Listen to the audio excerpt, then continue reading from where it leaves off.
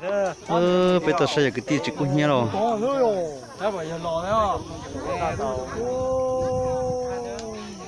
nó买过呢，好像记得那下头都三个的，三个都没搞到。到有个人户籍到下几个人呢？你包里头老呀？ chuẩn bị cũng nhớ tại đâu. Bây giờ đang cả đang chế tạo. Lúc bé họ trồng sống tao bên này cú bên mua lúc bé. Chạy đầu nữa. Ăn trầm chạy đâu. Cái đầu lên nó. Trồng chạy đâu. Nên chỉ xây dùng bộ mà ăn năm đây. Cái này thì nhỏ hơn. Cái đã hết rồi. Con nào mà sao tổ đấy? Đấy, đi khai đi lại. Con năm đây là do mà con năm đây là cú vào tua phần đây này. Tao có gì cả. Chùa vừa tao ăn. Cú tiếp tiền ra này bỏ. Để chờ Rồi. Chờ điện ra luôn không? Chờ điện. Ồ. Cái biểu cá nó cho điện đấy. Tôi bỏ mà như cái chiều của họ tôi có một số mà thấy là đây là cũng nam mà mất trú mà thọ tạ rồi cho nên nó sau tôi sẽ dọc còn nam mà trú mà thua thôi cho tao chỉ suy nó chú có thế rồi. suy nó chú rồi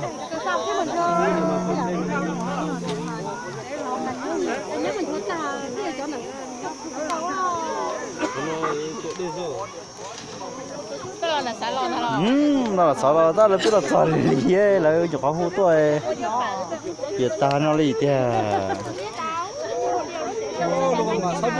này từ lúc à ơi là chuẩn bị dùng cái tay rồi cái tháng đầu tôi anh hát tôi rồi nó cả trọ thế cả nhá đâu nữa nhà này mong ngao là nó cứ từ mong ngao đơn chỉ từ cả trọ thế cả nhớ đi từ đó lo quá cả trọ thứ gì thôi ra nữa mà ô tụi cái tin nó chỉ cũng nhất tài lên nữa nó phải tốt sai nè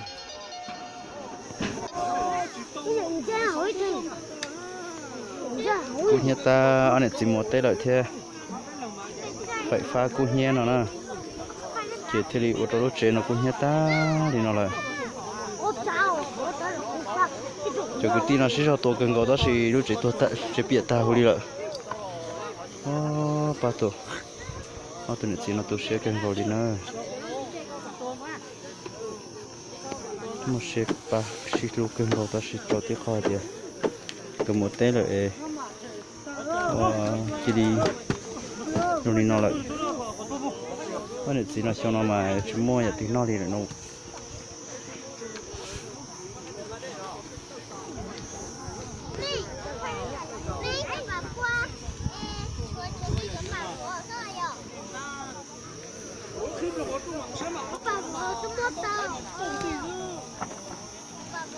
cú lo cần vào đi ô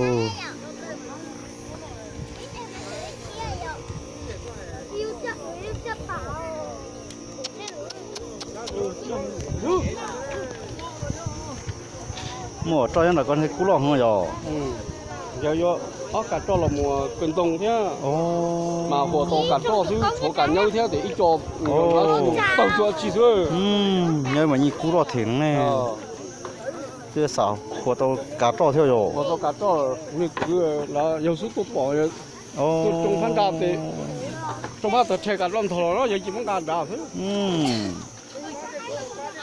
tôi sao để lo sao nó lo là lo lo nó lo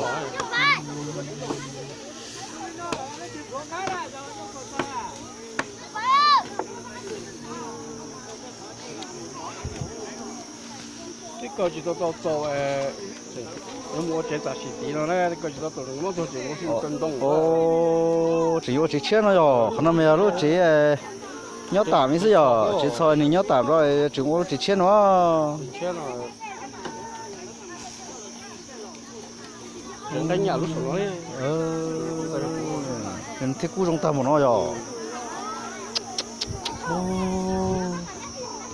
giờ xem mà sử dụng đây nó sẽ thôi ôi tàu trả tàu đi rồi nó chỉ tàu đi thế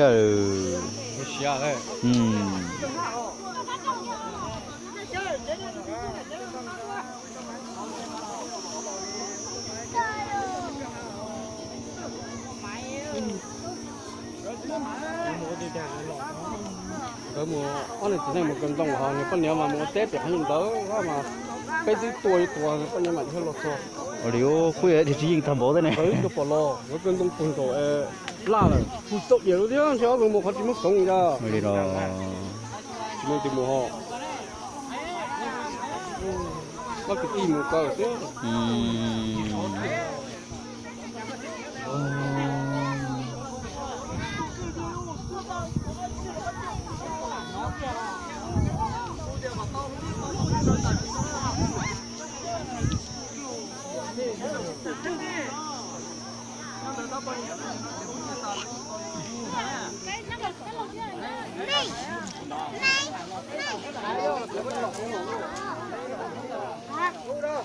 cái tuổi mà kẹt đấy rồi tết thì ăn có sách đó mà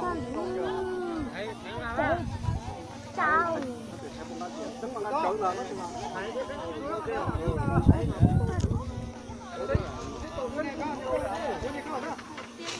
cái tí trong cái gọi tôi ship 3 tua trong bộ đi nó này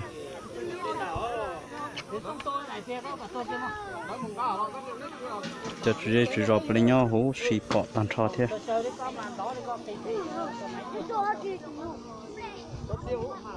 tôi lên ba thì nhau bớt to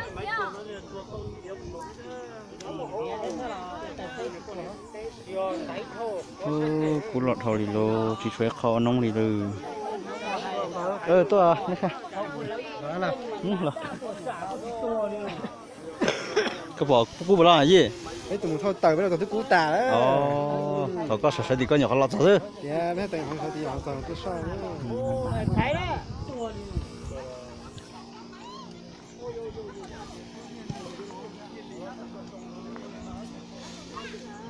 ta hồ đi đâu cô nhiên đồ đồ chỉ xuế kho đi đâu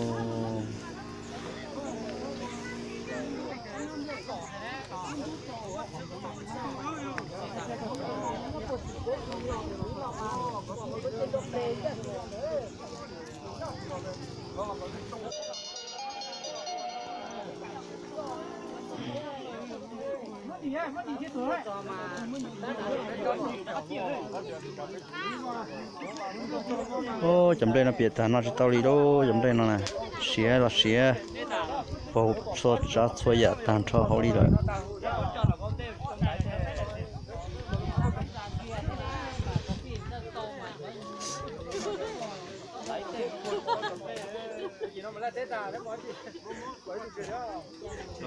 là này một xếp ba tổ cần có giá trị nếu cú tao cũng là thôi những cú dạ những cú dạ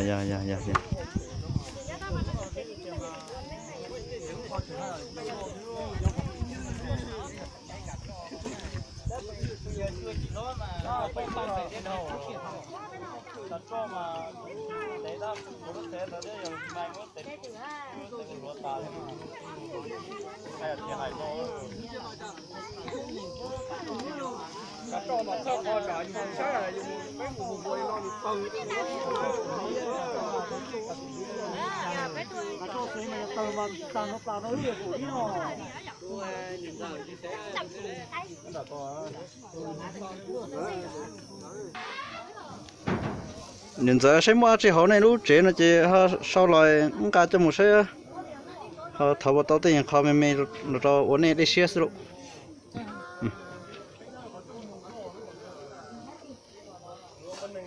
sẽ dọn plei cho về cho na nè cú lúc máy khẩu với bỏ cho mà nên cái khủng nó khủng họ bà võ mà cho nên sẽ nên mua về chờ đi mà khi có thất xuôi sẽ nên lúc này họ qua chỉ cái chúa đó chỉ họ khi tôi rồi họ bỏ các sau rồi cho một thọ sẽ vào tàu này nữa này có bạn sẽ chúa cầu tài nó có mà chúa trâu luôn chuối luôn máy khẩu ta họ mà bía ít khó tôi mua thế sâu dân thế này thế sâu giận này chơi nào quả chơi mấy buồn nhớ bé trong đó nào cứ tức là sao à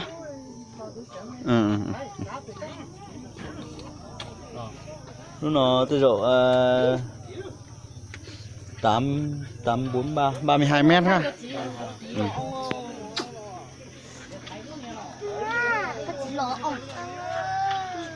Có bía ấy khói khó tôi sẽ nên giá. Xong bên đây. Còn gì nữa không đây?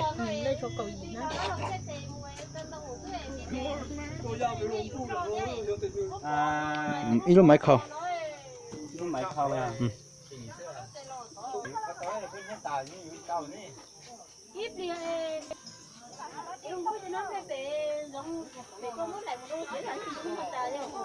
Chị thế này, đây cho bà này. Cho bà sẽ bắt trở đấy. Cậu đây. Còn đây.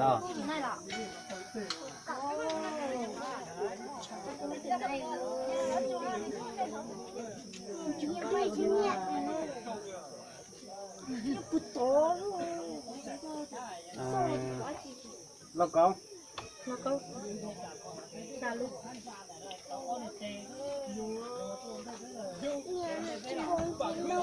Cái gì đấy lọt tổ à, một số cái gì bé. Kia. Kia.